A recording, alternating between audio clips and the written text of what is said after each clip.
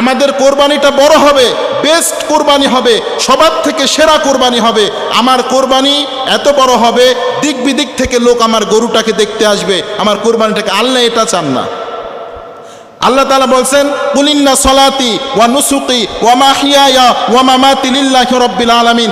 আল্লাহ বলছেন তোমরা কোরবানি দিবা এই বলে, আমার নামাজ, আমার কোরবানি, আমার বেঁচে থাকা, আমার মরে যাওয়া লিল্লাহি রাব্বিল আলামিন। সব কিছু কার জন্য? আল্লাহর জন্য। আবার চিল্লায় বলেন সব কিছু কার জন্য? চারটা কথা, আমার নামাজ, আমার কোরবানি, আমার বেঁচে থাকা, আমার মরে যাওয়া। এবার চিল্লায় বলেন কার জন্য? আল্লাহর জন্য। এই চারটা জিনিস যদি মনে রেখে কোরবানি দিতে পারেন, আল্লাহর হাবিব সাল্লাল্লাহু আলাইহি সাল্লাম বলছেন তার কোরবানির রক্ত, গরু যখন জবহ করবেন, ছাগল যখন জবহ করবেন, আর এই চারটি কথা যদি আপনার মনে থাকে আর আমল করতে পারেন, এই ছাগলের রক্ত জমিনে পড়ার পূর্বে আল্লাহর দরবারে কোরবানি কবুল হয়ে যাবে। এই চারটা কথা মনে রাখবেন। আমলকে খালেস করে কোরবানি দিবেন। গোস্ত খাওয়া মূল মাকসাদ নয়, আমার মূল মাকসাদ লিল্লাহি রাব্বিল আলামিন, আমার আল্লাহকে খুশি করব। পারবেন তো ইনশাআল্লাহ? আমার আল্লাহকে খুশি করব একনিষ্ঠভাবে। ইব্রাহিম আলাইহিস সালাতু ওয়াস সালাম তিনি বলছেন, ইন্নী ওয়াজ্জাহতু ওয়াজহিয়া লিল্লাযী ফাতারাস সামাওয়াতি ওয়াল আরদি হানিফা ওয়া মা আনা মিনাল মুশরিকিন। তিনি সর্বপ্রথম বললেন, আল্লাহ আমি একনিষ্ঠভাবে আসমান জমিনের রবের দিকে মুখোপেক্ষী হলাম, যিনি আসমান তৈরি করেছেন, যিনি জমিন তৈরি করেছেন। এরপরে তিনি বললেন, ইন্না সলাতি ওয়া নুসুকি ওয়া মাহিয়ায়া ওয়া মামাতি লিল্লাহি রাব্বিল আলামিন। এরপরে আবার বললেন, লা শারিকা লাহু ওয়া বিযালিকা উমিরতু ওয়া আনা আউয়ালুল মুসলিমিন।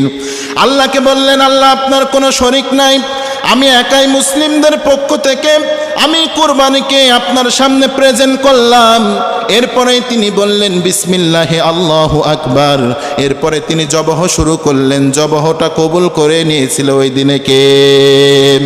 তাহলে ইব্রাহিম আলাইহিস সালামের মতো যদি আপনি এই চারটা কথা মাথায় রেখে আল্লাহকে যদি বলেন, ও আসমানের রব, জমিনের রব, তোমার কোনো শরীক নাই, আল্লাহ আমার জীবন, আমার মরণ, আমার বেঁচে থাকা, আমার সব কিছু, আমার জান মাল, আমার নামাজ, আমার কোরবানি শুধু তোমার জন্য, লা শারিকা লাহু ওয়া বিযালিক উমিরতু ওয়া আনা আউয়ালুল মুসলিমিন, আল্লাহুম্মা মিনকা ওয়া লাক, বিসমিল্লাহি আল্লাহু আকবার বলে যদি কোরবানি দেন, কোরবানির রক্তটা জমিনে পড়ার পূর্বে আল্লাহর দরবারে কবুল হয়ে যাবে। পড়েন সুবহানাল্লাহ।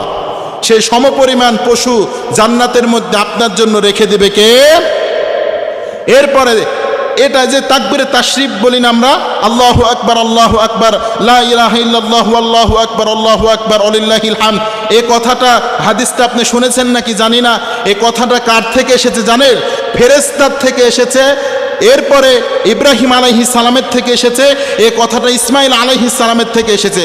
সর্বপ্রথম যখন ইব্রাহিম আলাইহিস সালাম তার সন্তানকে, যে ফালাম্মা বালাগা মাআহু সাইয়া ক্বালা ইয়া বুনাইয়া ইন্নী আরা ফিল আনাম, তিনি যখন তার প্রিয় বৎসকে, সন্তানকে তিনি যখন জবহ করতে লাগলেন, কোরবানি করতে লাগলেন, তিনি যখন কদ সাদ্দাকতা রুইয়া, তার স্বপ্নকে সত্যতে পরিণত করলেন, আল্লাহ সুবহানাহু ওয়া তাআলা জিব্রাইলকে বললেন, জিব্রাইল দুম্বা নিয়ে দ্রুত যাও। তার সন্তানকে জবহ দেখে জিব্রাইল আলাইহিস সালাম এতটা মানে কি বলবো, ভয় পেয়ে গিয়েছেন, আর এতটা তিনি বিবস্ব হয়ে গিয়েছেন যে নিজের সন্তানকে কিভাবে সে আল্লাহর জন্য জবহ করছেন।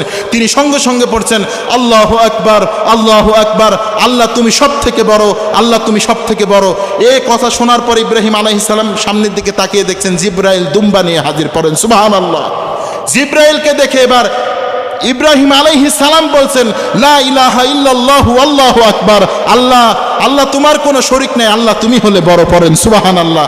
এরপরে ইসমাইল আলাইহিস সালাম কোনো কথা নাই, তিনি উঠে দেখছেন পাশে দুম্বা কুরবানি দেওয়া। তিনি এবার বলতে লাগলেন ইব্রাহিম আলাইহিস সালামের কথা শুনে, আল্লাহু আকবার, আল্লাহু আকবার ওয়ালিল্লাহিল হামদ। এই তিনটা মানুষের, ফেরেশতা, ইব্রাহিম, ইসমাইল, তিনটা বাক্যকে তাকবীরে তাশরিফ 9 তারিখ ফজর থেকে কোরবানির দিন 13 তারিখ আসরের নামাজ পর্যন্ত মোট 23 ওয়াক্ত নামাজে, আর ঈদের নামাজ ধরলে 24 ওয়াক্ত নামাজে একবার করে বলাকে ওয়াজিব করে দিয়েছেন কে? ওয়াজিব এটা। তবে যদি ভুলে যান কাজা তুলতে হবে না, তওবা করতে হবে। তার মানে এটার গুরুত্ব আছে না নাই? সবাই মুখস্থ করেন, আমার সাথে বলেন আল্লাহু আকবার, আল্লাহু আকবার, লা ইলাহা ইল্লাল্লাহু ওয়াল্লাহু আকবার, আল্লাহু আকবার ওয়ালিল্লাহিল হামদ। আবার বলেন আল্লাহু আকবার, আল্লাহু আকবার, লা ইলাহা ইল্লাল্লাহু ওয়াল্লাহু আকবার, আল্লাহু আকবার ওয়ালিল্লাহিল হামদ।